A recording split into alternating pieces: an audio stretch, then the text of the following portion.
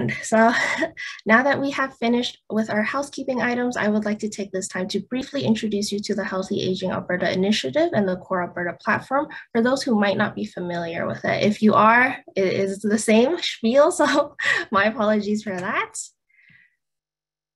So Healthy Aging Alberta is a by community for community provincial initiative that brings together a rich network of community-based organizations from across the province that are united by the vision of making Alberta one of the best places in the world to grow older.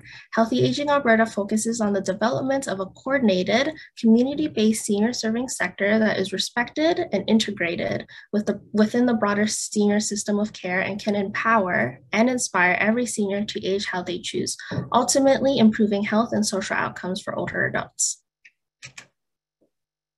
So there are thousands of incredible organizations in our sector, each offering critical services that support healthy and empowered aging.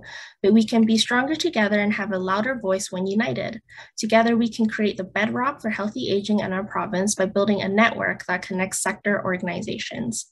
Healthy Aging Alberta seeks to develop a coordinated sector by bringing together community-based organizations around a common framework for action with a focus on identifying and addressing priority areas related to healthy aging in community. The initiative seeks to create a provincial network of organizations that can advocate for healthy aging on a provincial level, share knowledge, and create functional relationships with one another and our allies in health and other sectors. Like a tapestry, we become stronger when we weave our knowledge, expertise, and passion together. United, we can create more communities where older Albertans are supported as they grow older in their homes and engaged in their communities, a future we all want and benefit from. And one of the tools at our disposal to support this weaving of this network is CORE Alberta. So CORE Alberta is a sector development tool that has been developed to support the collective vision and strategic objectives of the Healthy Aging Alberta initiative. The CORE Alberta platform is a free member-based digital knowledge and learning hub designed to support provincial sector coordination and strengthening by connecting community-based senior serving organizations to each other and to their allied partners. CORE Alberta provides a digital space to share knowledge and capacity building opportunities, allowing members to find and collaborate with others with aligned mandates. Today's event, for example, is creating learning opportunities that bring organizations and different key players from all over the province together. We have over 1,000 members and are growing each and every day with more and more individuals like yourselves contributing to this knowledge hub. And so we want to thank you for being with us today. I'll just run upstairs in a few minutes and I'll go grab my own USB. And with that being said, we have amazing guest speakers here with us today to share their knowledge and experience. So I will now hand it over to James to introduce himself and George. Thank you so much. Thanks so much, Cindy. And I think I have to get you to take your slides off so that I can start sharing mine. I'll just put an opening title slide up and then, great.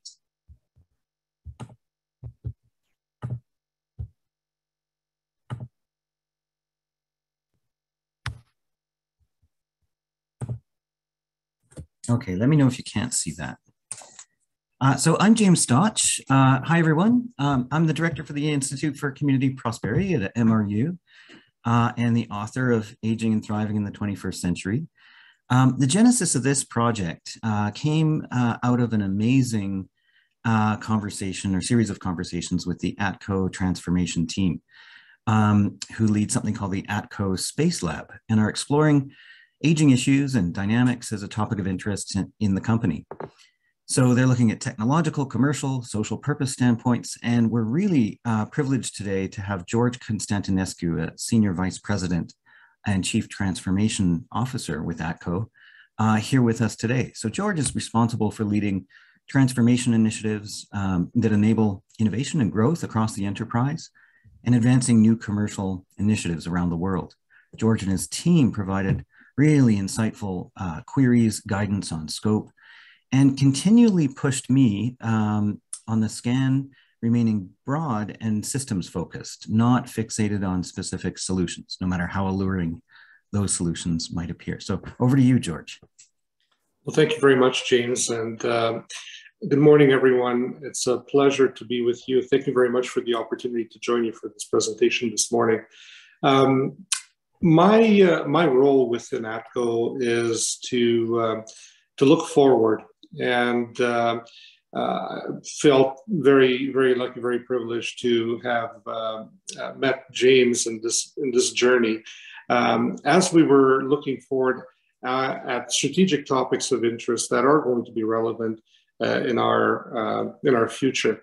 As some of you may know, ATCO was founded 75 years ago, and it was founded on very human centric needs. It was founded on a spark of innovation, looking at how to provide comfortable and safe housing for workers in the then emerging energy industry in Alberta. And through our last 75 years, we've continued to focus on issues of relevance to people, essentially essentials for living. And today we're a very prolific company in that space, providing energy services, logistics, and housing services. And as we're looking forward to the next 75 years of our future, we challenged ourselves to think of what areas of strategic interest there might actually be. And certainly the aging demographic presents a huge area of interest to us and opportunity, I believe, to us. It was in that context that we engaged with James and his colleagues in exploring what the relevant issues are looking forward. The thing that really impressed us about James's approach is that it seeks to define the boundaries of an issue. It looks at everything without the prejudicial view that sometimes comes with preconceived solutions. And so we thought that there was an incredibly powerful way in which one can engage with an opportunity, with a problem space, in a way that can actually get to the facts of the matter, unencumbered by any perceptions of interest and anything that may take you away from the factual.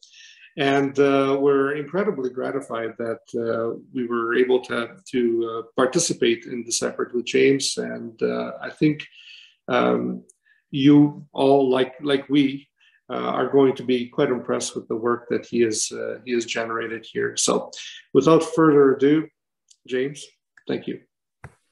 Thanks so much, George. I should note that George and his team agreed that it was really important to share this scan with the public. It is intended to certainly help inform ATCO's thinking, but also as a useful primer for students, for practitioners, and indeed the general public. So like all our publications, it is open access and available free as a PDF download on our website. It's also available on the Healthy Aging CORE website. And so if those of you who may have trouble either reading or printing the electronic version, do feel free to reach out to me afterward, and I'll include my contact information at the end of this presentation, as we do have a very limited number of hard copies as well. So just a little bit about the Institute. We're kind of formed in recognition that there's often a big disconnect between the world of learning, the world of research, and what goes on in the ivory tower in the academy, and the world of action, which is, I think, where most of you are coming from, the world of practice.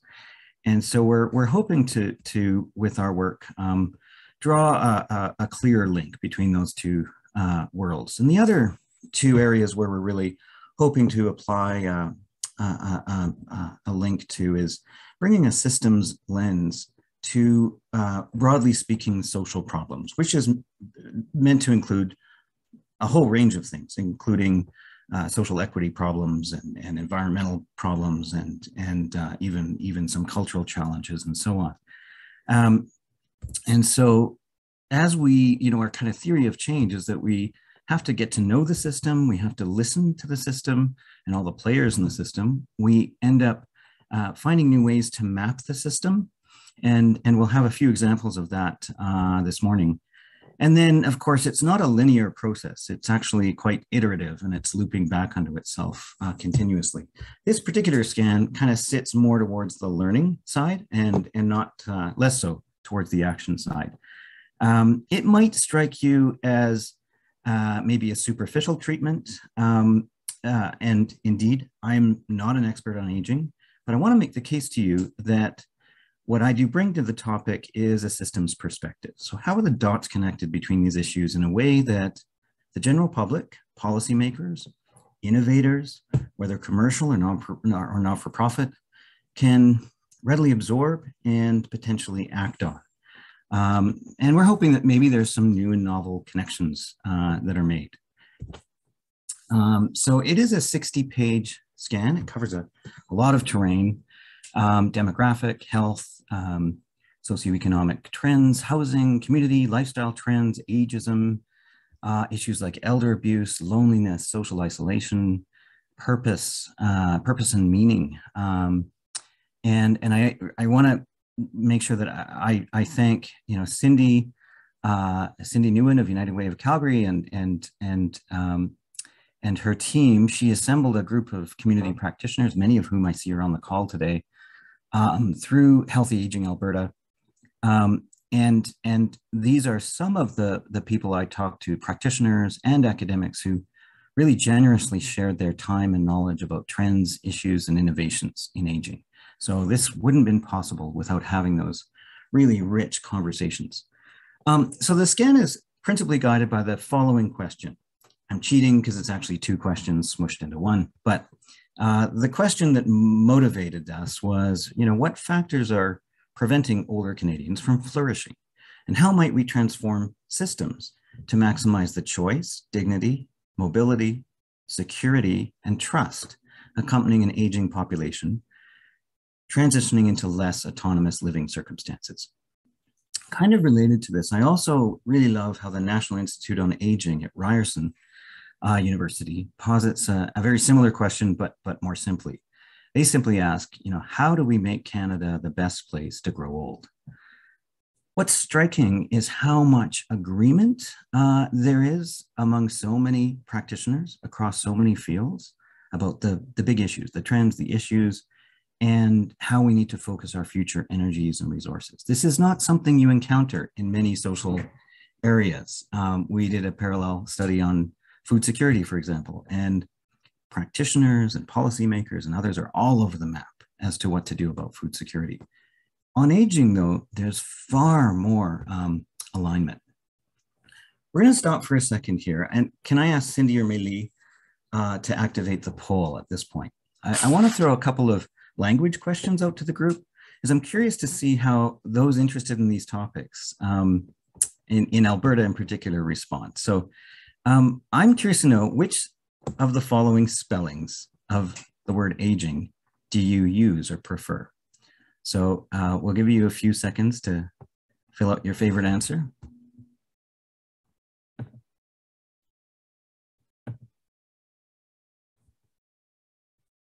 And by the way, in Canada, just so you know, both are perfectly acceptable. So you may have noticed in the scan itself, for those of you who've read it, the scan uses both interchangeably, which is perhaps bad form and from an English standpoint, but okay. So the spelling without an E, which is more common in the US, seems to be the choice for most people. Okay, next question. What term do you typically use or prefer out of the following? And you may not use any of these, but senior citizens, older adults, elders, or something else?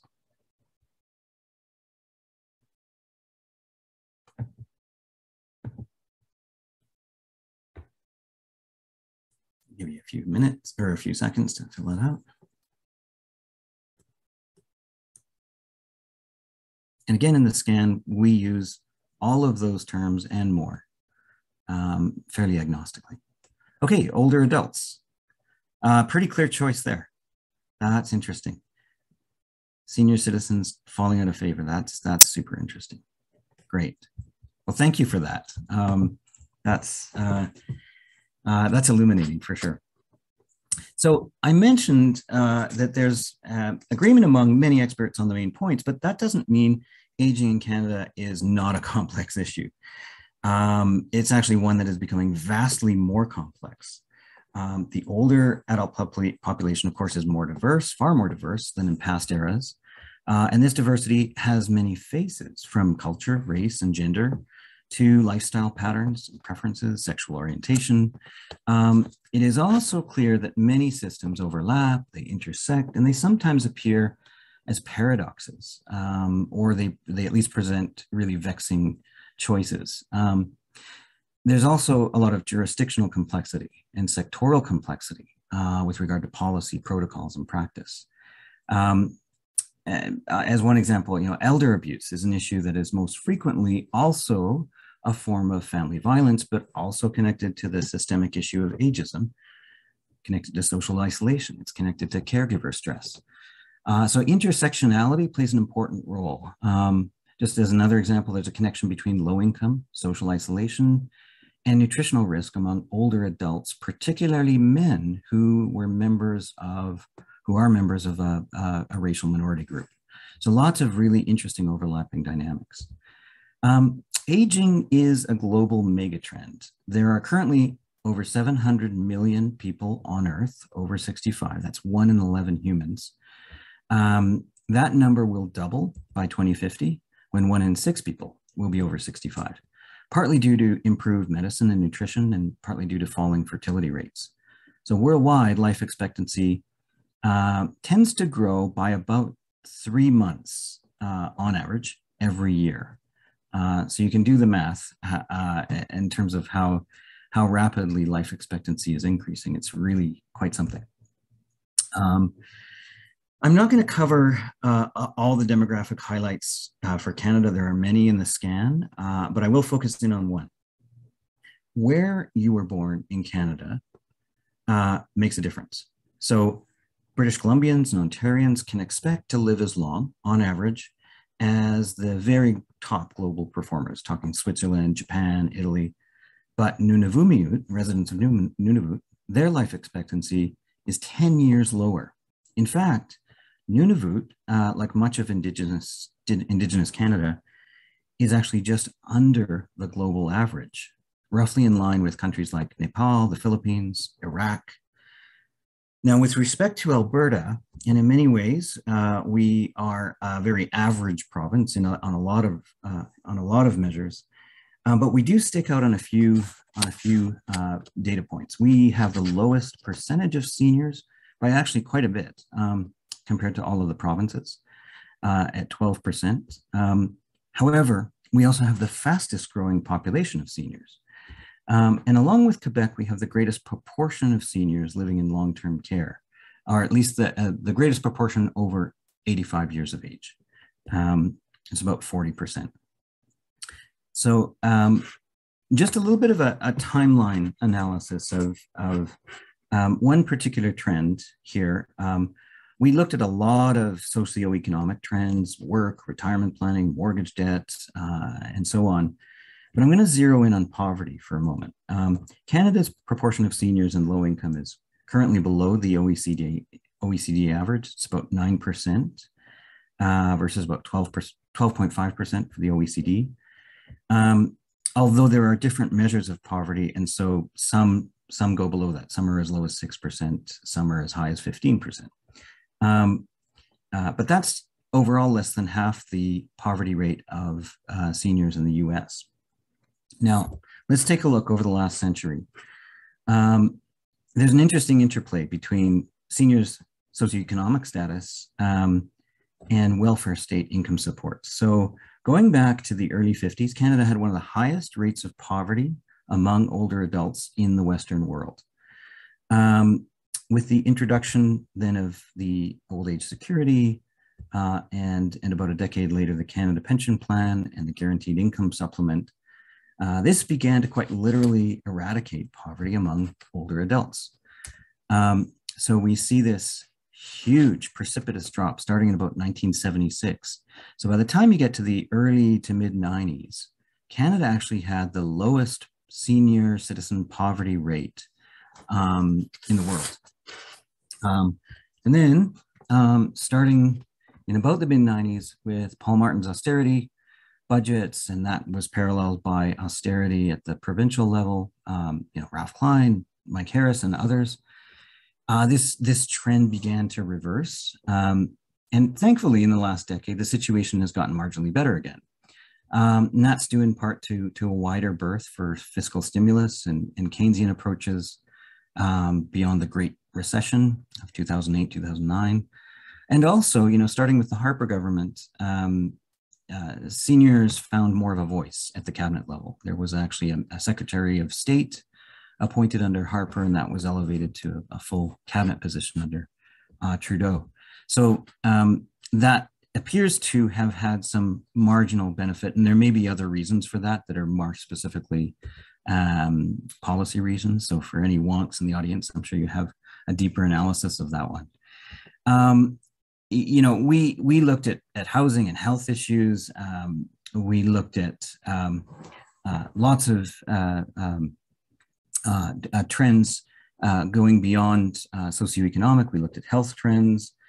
I'm going to zero in on long-term care and caregiving in a moment, but I won't have time to get into other health stats and trends. We have a section on dementia, for example. The scan, of course, breaks down many subcategories that I've failed to talk about so far this morning: gender, race, ethnicity.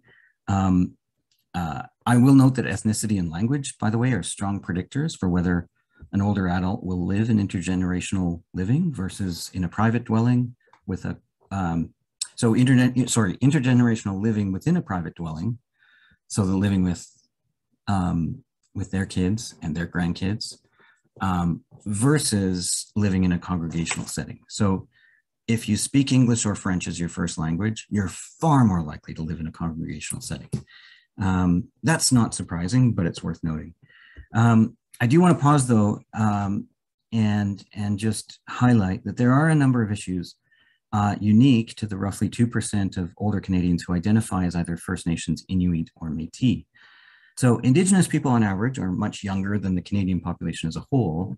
So it's really easy to kind of ignore older Indigenous people, especially in the kind of policy arena. But Indigenous seniors, and keep in mind that, this is the cohort most likely to have attended residential school and otherwise to have more directly experienced the many effects of colonization. They experience really significant barriers to aging well. And that runs the gamut from poorer health status, shorter life expectancies, to substantially higher levels of poverty, substandard housing, higher rates of victimization from crime and abuse, more limited access to healthcare, supportive housing, community services. And there remains a dearth of programming and funding that's driven by a more holistic, trauma-informed, and culturally appropriate frame that is rooted in seniors or older adults' own language, culture, and cosmologies. This scan includes a variety of systems maps looking at the dynamics in long-term care and informal and informal giving. There's 5 broad features that dominate lifestyle trends with respect to Canada's aging population. There's heterogeneity, there's purchasing power, desire for lifelong learning, desire for community, and the ability and desire to keep working. Now, all 5 of these are under-recognized and under-explored, and they all relate in some way to this notion of participation. So we see an interesting tension between participation. Like, older adults have the most social capital in Canada. They have the strongest sense of community belonging, strongest civic engagement, and not just voting patterns, strong vaccine uptake, and are participating in online communities at a far faster rate or in far greater numbers than many predicted. And yet, we see a phenomenon. Social isolation is real, but it's really actually important to point out it's real for a minority of older adults. And loneliness and social isolation are unpacked. They're different concepts. They are related, but they're different, of course. But actually, social isolation and loneliness are much, much, much more concerning as a social problem for a younger generation. Now, it becomes a problem of concern with the passing of the decade. So by when we get to mid-century, if current trends hold, isolation, loneliness will be an epidemic of epic proportions, short of some kind of change or disruption. There's also some really interesting dynamics around older adults and online participation, which has massively increased, by the way. There's a shadow side to it that I can get into if others are interested, but the scan does talk about that. Briefly on ageism, you know, any systems analysis of issues facing older Canadians can't shy away from ageism. It is itself very complex. You know, as a former student of mine puts it, ageism, it's weird because it is the last form of discrimination that's not yet widely taboo. And yet it's something we are all bound to experience. It's the stigmatizing of our future selves. Maybe that's why we tolerate it. There are many obvious and pernicious manifestations of ageism, elder abuse being one obvious example. But there are also more subtle systemic drivers and manifestations of ageism that we unpack in different ways in the scan. The meta-analysis, by the way, of ageism that we looked at from Princeton reveal that it's really interesting. We used to think there was a big difference in Western culture versus Eastern culture, Asian culture, in terms of how we value elders in our respective societies, meaning Asian cultures tend to value elders far more. That appeared to be true, but as the researchers dug into this and as they looked at the peer-reviewed literature, they realized it's actually much more closely connected to industrialization. The emergence of the modern advanced industrial economies is the strongest correlation for ageist societies. Now we have a particular variant of this in English-speaking countries. You know, in the UK, where industrial revolution began, we see higher rates of poverty among seniors than other Western nations. We see higher rates of institutionalization, including in long-term care.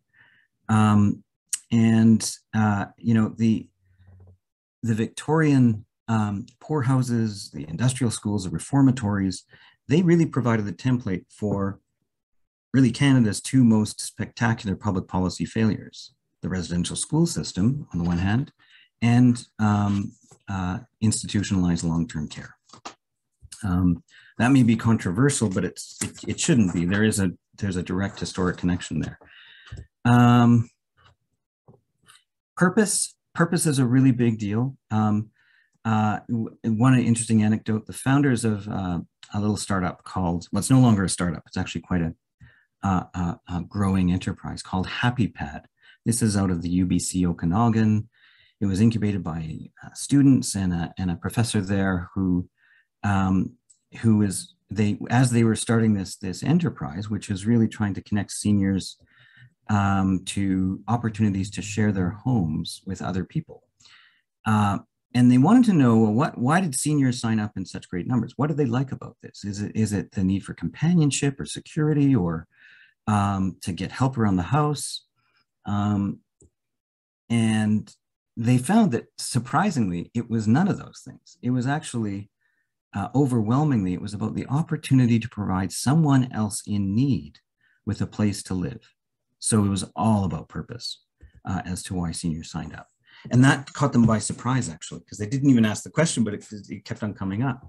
The elephant in the room, of course, long-term care. We have a series of systems maps in the scan that use different techniques. So one of the techniques we use to analyze some of these issues, and it's really just a sampler more than a comprehensive analysis, because seniors' issues are vast. But we did want to dive into long-term care in a little bit more detail because of COVID and because of how prominent it has been or ought to be on the public agenda. And so we've used this metaphor of the iceberg. It's called the iceberg model. And, just over 55% of healthcare costs in 2030 will be seniors care, mostly in the form of long-term care. By 2050, long-term care costs, which are currently 1.3% of GDP, will be fourfold what they are. So this is really important to just take a moment to just dive into briefly. So first, a caveat: maps are all abstractions. They're representations of a very complex world, but they help us understand connections, and they understand and to glean some insight. This information on this particular map, a lot of it is courtesy of André Picard's Neglected No More, which is a masterful analysis of this particular issue. So with an iceberg model, you always start with an event. So, we had a major news story: Canadian forces dispatched to long-term care facilities, and they report residents are dying in alarming numbers and are living in appalling conditions. So then we dig down. Well, what's the pattern here? Well, we know. I don't have to tell you. We can. Canada, #1 in the world in terms of the percentage of first wave COVID deaths in long-term care, by far the highest rate of all of the OECD. And we know that the death rate was over a quarter. So for those living in these facilities, social isolation then brought on other health problems very rapidly. So, okay, so we know the pattern. What's underlying this pattern in terms of practices? So again, we had reports surfacing of overcrowded facilities, of overworked, underpaid staff, lack of PPE, and so on. And then there's policies that actually support these practices in turn. So we have a really crazy patchwork of provincial regulatory regimes. We don't spend a lot on long-term care relative to other wealthier countries. And importantly, we lack home care alternatives, among other things. So, going further down the iceberg, well, what's causing that? What are these sort of institutional behaviors, organizing, and kind of structural factors that are going on? We have a range, right? We have, with that jurisdictional mess and that constitutional division of powers that creates that confusion. We do have lots of reports that identify the problem, but there's an accountability gap. Like, who's actually going to take responsibility? There's also a question mark around the profit motive of long-term care, commercial long-term care, what that leads to. There's a question mark around nonprofit long-term care and the financial flexibility of those organizations to respond nimbly to emergencies. So then digging further, what else is going on? We have these deeply embedded mental models, deeply embedded cultural assumptions. This notion of institutionalizing the indigent, this kind of alms-based Victorian, out of sight, out of mind ethos. We've professionalized that a lot, and we've gotten better in some respects, but that's still a kind of core DNA driver for a lot of this stuff. We also did a deep dive systems map looking at the journey. There's two types of caregivers, of course. There's informal caregivers, family caregivers, and there's formal caregivers, what we might call personal support workers. Here again, we applied what we call a journey map, a different kind of systems map. You have a professional cohort here who are precariously employed, who are overwhelmingly female. They're mostly immigrants or temporary foreign workers. So they get into this field because it's actually fairly easy to get into. Unfortunately, though, the ecosystem around training and preparedness and accreditation is lacking in many respects. And then, for their journey, once they start working, there's a lot of temp work. A lot of the jobs are part-time or casual. They're forced to work in multiple facilities. Wages are low, benefits are few. And then working conditions themselves are in many cases hazardous. And we saw in many cases or in some cases they were mortally hazardous. And then going down that journey further, you know, what supports are they getting from employers? Well, it's really uneven. And so if, you know, if you're working in home care as a migrant worker, you're typically tied to a single employer. And so the incentive to quit is, you know, things have to get pretty bad to quit. In terms of, you know, the ability to organize, the ability to form some sense of solidarity, again, you know, those are out of reach for all kinds of reasons. And so, you know, you go back to the beginning and your journey starts again. So, you know, if that was a board game, you'd end up at the beginning, but it's not a board game, right? And it's a major issue. We also do a systems snapshot in the scan around family caregivers or informal caregivers. And what, you know, we look at what motivates. And by the way, this type of systems map is called a causal map or an influence map, where there's causal flows that are mapped out. So, you know, what motivates somebody to care for a loved one in the first place? Well, obviously it's love and compassion, but it's also this notion that, oh yeah, we need to age in place. So there's pressure there. And of course, we saw a lot of people take their loved ones out of long-term care in the early stages of COVID. So, you know, who is a family caregiver?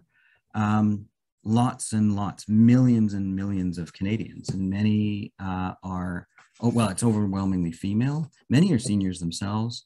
Many have kids that are also in school, this so-called sandwich generation. And then what happens in terms of the dynamics of caregiving, right? So you have this starts to bear down on your employment, your ability to perform at work, your level of socialization or social isolation yourself. So there's a kind of positive reinforcing feedback loop there. And you know, results in mental health challenges and pressures and financial pressures. And it leads back to long-term care as a last resort option, almost inevitably or quite often, right? So just another way of mapping this out. I won't spend, I know we're running out of time here, but I won't spend a lot of time on innovations, and partly because you know, there's a lot in the scan, but the innovations is not really what we want to focus on. It's really more unpacking the issue. I should point out, though, we use this term called leverage points when we're mapping systems. So leverage is really, you know, the deeper you go or the further along the lever away from the fulcrum, or if you think about it, the deeper you go down the iceberg, the more powerful those leverage points are, but they exist all the way along. So let's go back to that family caregiver map. Here in the scan, we've identified a range of potential leverage points using that map, so overlaid on that map, right? So I'm going to focus in on the last three, which is universal home care, or additional home care subsidies and tax relief measures, better long-term care, so public policy design reforms, overhaul of the caregiver pipeline, and then another one that's actually an upstream solution around universalized aging and community practices. And I use that term intentionally, not aging in place. And I explain why in the scan, or if there's time afterwards, I'll explain what the difference is. But that includes enhanced housing options, better urban design, better urban planning, age tech, and so on. Those are three potential areas that are a great segue to talking about something that a lot of people are interested in, which is the Danish model. So of course, Denmark, and there's a whole little highlight on the Danish model. You know, Denmark started in the 1980s to really reform how it thought about seniors care. It spends far more than Canada as a percentage on home care versus long-term care. We emphasize long-term care, and we barely have a home care sector. We do have a commercial and rapidly growing commercial home care sector, but of course that's incredibly uneven and access issues abound. In the end, by the way, Denmark also spends a lot more on age tech and on the kind of social innovation aspects of aging, right? So really trying to push the model, push the envelope on not only tech innovation, but but housing innovation, new models that are tested and tried and prototyped and so on. In the end, Denmark per capita spends less than Canada on seniors care. So not saying everything about Denmark is wholly applicable or wholly portable. There are specific cultural reasons why the Danes can do what they do, and it's valued culturally.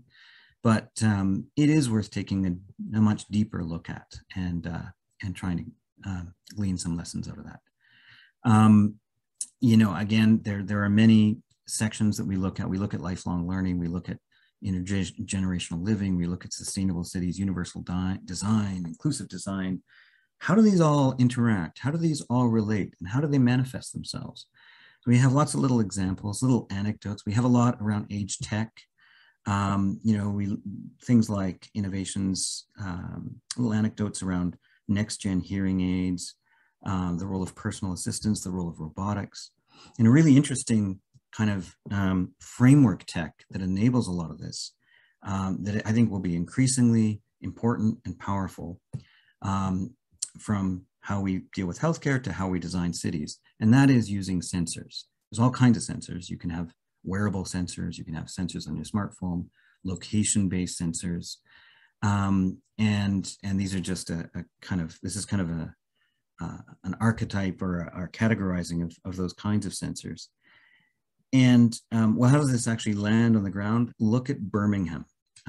There's a program there called City for Age. Birmingham is a city not too different in population from Calgary or Edmonton. However, it has a larger seniors population. 1 in 4 people are over 65. And they have this fascinating pilot that involves all kinds of sensors, collecting vast amounts of data, applying machine learning algorithms in an inclusive design process. So it's not just tech companies doing this of their own volition. It's multi-sectoral, it's very inclusive, and they're gleaning insights from everything from acute care to city planning, socialization patterns, and so on. There are obviously privacy issues that are really important to talk about and plan for. But those things can be worked out. Final thoughts. I'm going to leave this for now. I mean, I think I am struck by the disconnect between the strong consensus about what needs to be done in so many of these issues, or what the nature of the problem is, and our inability to translate that into transformative public policy, which seems to be a kind of chronic thing. That's one issue. There's lots of questions that surface for me. I think I'll stop there though. And I think because I'd be curious to see what kinds of questions people have. Do reach out to us. Do download our other publications. We've done a recent report on food security in Calgary specifically. And we do an annual scan of emerging trends and issues. And this year's scan has an appropriately spicy title to match the kind of year it's been. So thank you for your time, and I'll happy to take questions.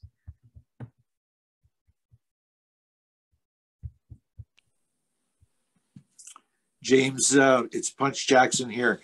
I'm interested in your piece partway through the presentation where you were talking about participation. And I was wondering if there was any significant difference between male and female participation. Oh, that's a great question. I don't know if I have an answer to the participation. There's huge gender differences around, for example, long-term care. You're likely to find 50% more females in long-term care, for example. So you could maybe extrapolate to some aspects of participation, but I don't actually know the answer to that question in general. Is there more robust participation, whether that's civic participation or activities or social activities or those kinds of things? I don't know. There may be somebody else on the webinar who may be better positioned to answer that question.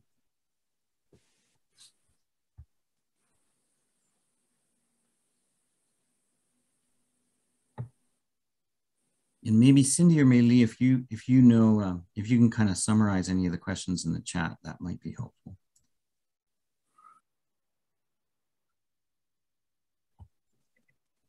One of the questions was that just this week, the media reported that the baby boomer generation is holding on to and continuing to live in their large homes longer than expected. And the participants wondering what your take is on that. So there's a lot of echoing there. Maybe I'll just read it in the chat room.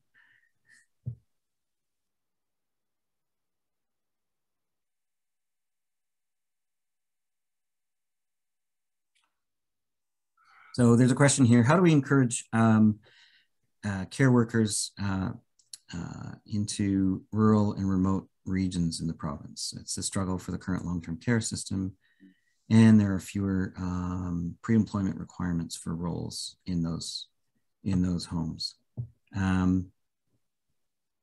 Yeah, I mean that's a great question. I think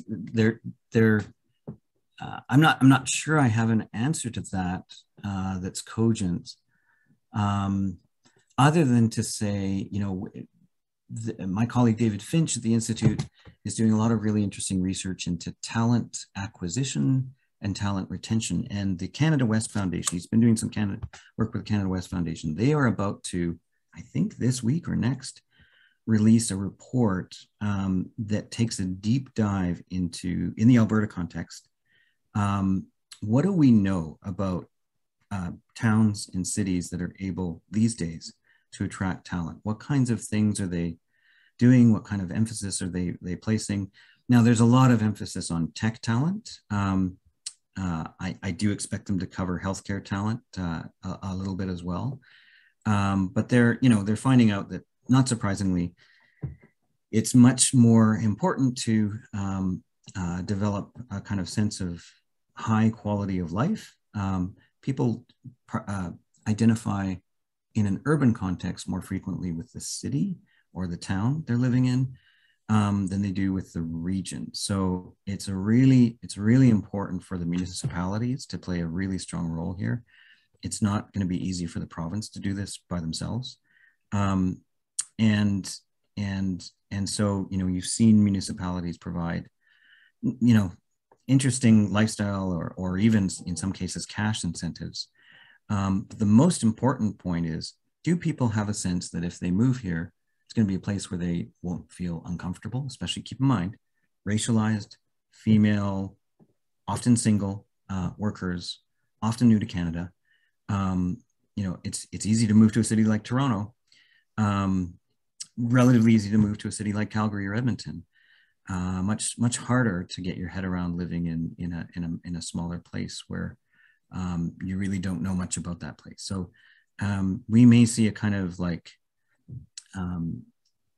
resurgence in like the kind of 19th century boosterism strategies that you saw took place back in the day. You know, towns and cities would make themselves up to pretend they're far more cosmopolitan, larger, and with a whole range of modern amenities and services and so on than they actually were. And so we can expect to see a lot more of that. But I don't think there's any magic bullet. I think there's a whole range of solutions there.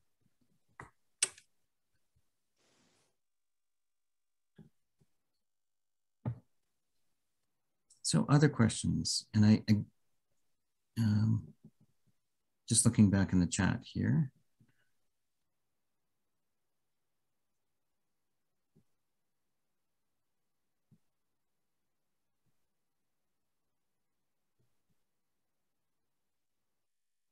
Yeah, there's a lot of comments, great comments.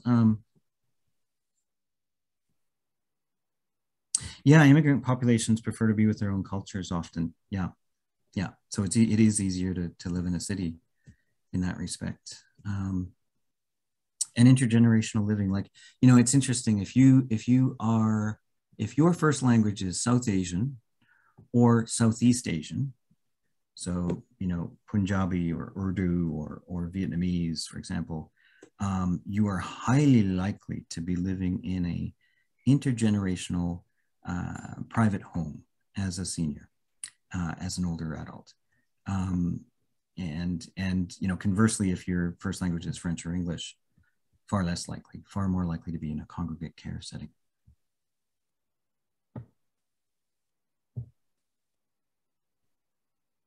Yeah, baby boomer question here, or comment. Baby boomer generation is holding on to and continuing to live in their large homes longer than what was expected.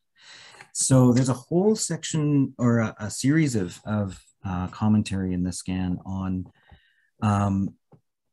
you know, how we've built cities and how we need to get serious about age-friendly communities. We're not at all serious about building age-friendly communities.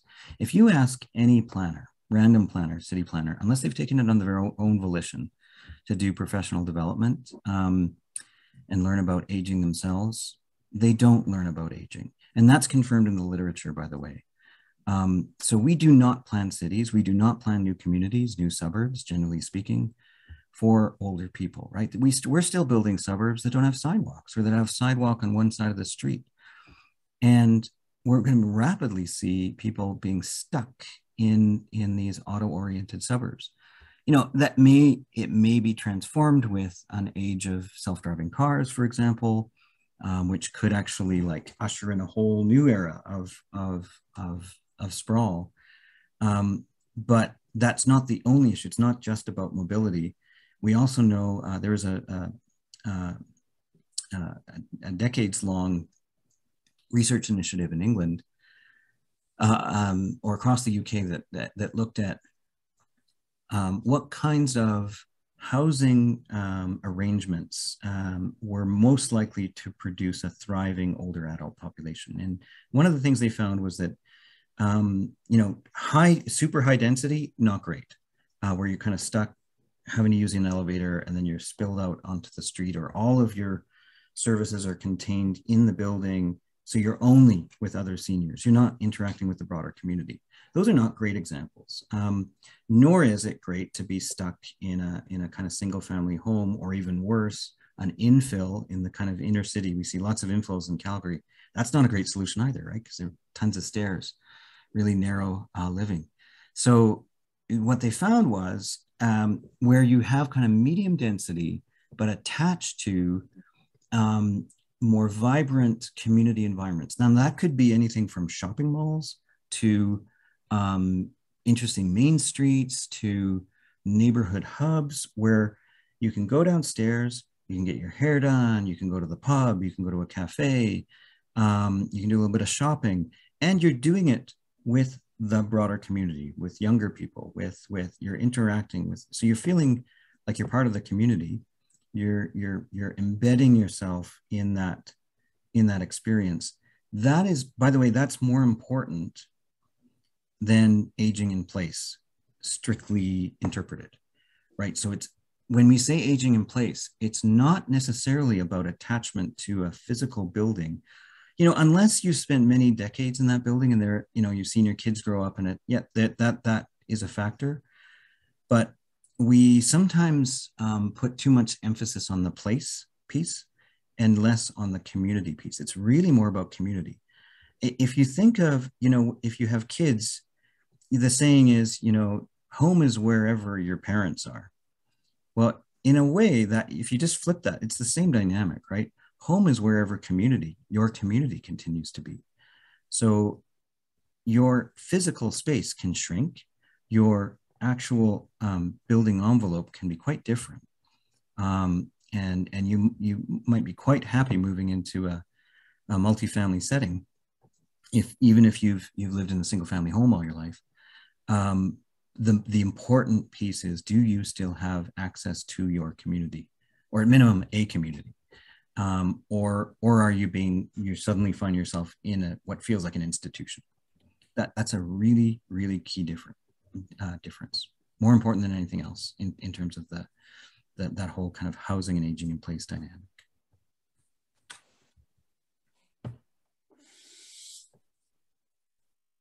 I just wanted to flag that there are lots of great questions in the chat that are coming in. I do recognize that this event is until 10:30. So James, would it be okay if people stayed on who had questions to chat with you a little bit after the event, and then Sure, people happy to who have stick to around for a leave? bit, for sure. Yeah. Okay. So I'll just say some last words to so that people can leave here at 10:30. So thank you so much for joining us today. We appreciate everyone's valuable contributions in the chat and also your perspectives. Would also love to hear your experience of the event through a survey. So I will just be sharing that here very quickly. Sorry so much. So this will help us understand what you enjoyed about today's event and how we can improve in the future. You can find this link in the chat box, and I'll also be sending it out. Lastly, if you have not already done so, check out CORE Alberta at corealberta.ca and create a free membership to stay in the loop on the latest sector and sector news and events. If you would like to connect directly with the Healthy Aging Alberta team, please contact us at healthyaging@calgaryunitedway.org. And I will also be sending out an email with the recording and resources such as the report and James' contact information. So thank you so much for joining us once again. If you would like to stay on and chat with James, please feel free to do so. And for the rest of you, please have a